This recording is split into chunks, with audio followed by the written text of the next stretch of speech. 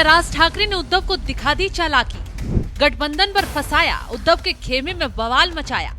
क्या बीएमसी चुनाव से पहले चित हुए उद्धव के सपने?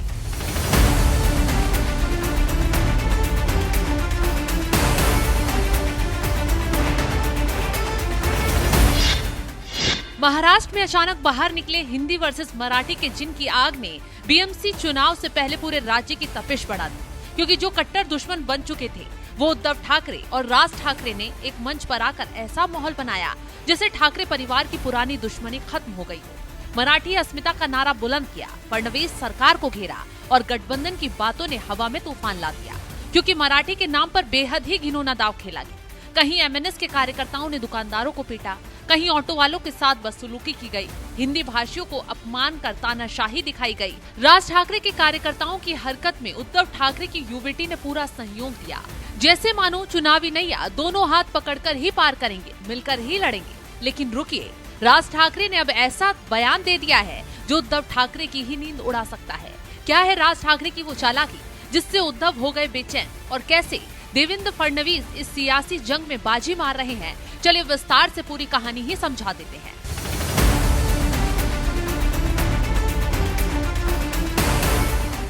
महाराष्ट्र की सियासत में 5 जुलाई 2025 का दिन इतिहास में दर्ज हो गया।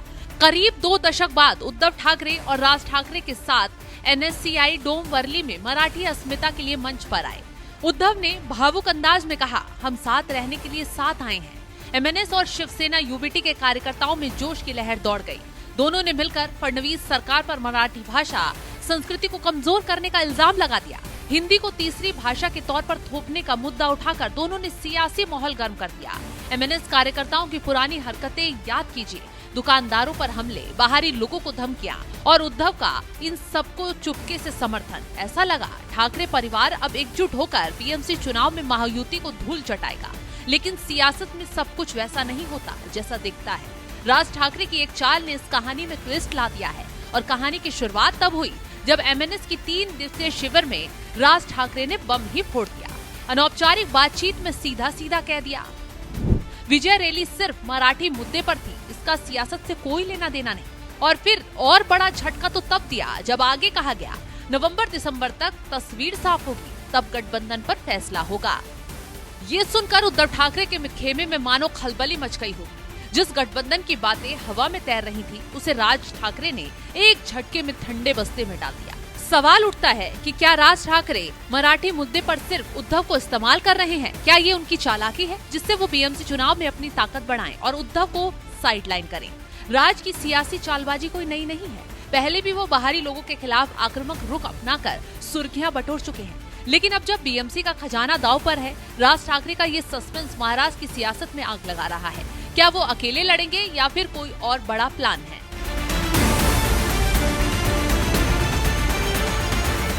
ऐसे में उद्धव ठाकरे के लिए ये खबर किसी सदमे से कम नहीं है। शिवसेना यूबीटी पहले ही एकनाथ शिंदे के विद्रोह से कमजोर हो चुकी है।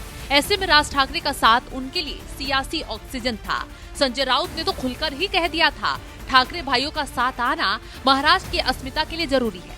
ऐसे में संजय राउत बार बार किरो देते जा रहे हैं, राज ठाकरे गठबंधन पर अपना स्टैंड क्लियर करें। लेकिन राज ठाकरे के ताजा बयान ने उद्धव के साथ साथ संजय राउत के सियासी सपनों पर लगता है पानी ही फेर दिया है। संजय राउत ने ये भी इल्जाम लगाया है कि फडणवीस और शिंदे राज को गुपचुप मीटिंग में अपने पक्ष में लाने की कोशिश कर रहे हैं। क्या राज ठाकरे महायुति के साथ चले जाएंगे या फिर वो उद्धव को सिर्फ तड़पाने के लिए सस्पेंस बनाए हुए हैं? खैर, इसकी तस्वीर तो नवंबर दिसंबर में क्लियर होगी। अब उद्धव के सामने 2 ही रास्ते हैं, या तो वो राज के फैसले का इंतजार करें या फिर अकेले बीएमसी चुनाव में उतरें। लेकिन बीएमसी जैसे बड़े मंच पर अकेले लड़ना उद्धव के लिए आसान नहीं होगा। इन सब के बीच महाराष्ट्र की सियासत का असली शहंशाह देवेंद्र फडणवीस चुपके से अपनी चालें चल रहे हैं। महायुति के लीडर के तौर पर फडणवीस ने छूटते ही ठाकरे भाइयों के ड्रामे को बेचारगी का तमाशा करार दिया। खैर, इसी बीच सियासी गलियारों में अब फडणवीस और राज ठाकरे की बीते दिनों हुई मुलाकातों ने जोर पकड़ लिया है। ऐसे में राज ठाकरे अगर उद्धव के साथ गठबंधन पर सस्पेंस जानबूझकर क्रिएट कर रहे हैं, क्या उनका मन डोल रहा है? और ये डोलता मन जब 2 सियासी दुश्मन भाइयों को एक मंच पर ला सकता है, तो क्या जिस बीजेपी से अभी वो मराठी अस्मिता को लेकर लड़ रहे हैं उसके साथ नहीं आ सकता? खैर, राजनीति में कुछ भी संभव है। कब आंकड़े बदल जाएं, कब सियासी दुश्मन दोस्त बन मैदान में उतर जाएं, कहा नहीं जा सकता। महाराष्ट्र की सियासत में ड्रामा अभी खत्म नहीं हुआ है। राज ठाकरे की चालाकी, उद्धव की बेचैनी और फडणवीस का दबदबा, ये त्रिकोण बीएमसी चुनाव को और रोमांचक बनाने वाला है। क्या राज और उद्धव सचमुच साथ आएंगे या फिर फडणवीस अपनी चाल से दोनों को चित कर जाएंगे? जवाब नवंबर-दिसंबर में मिलेगा।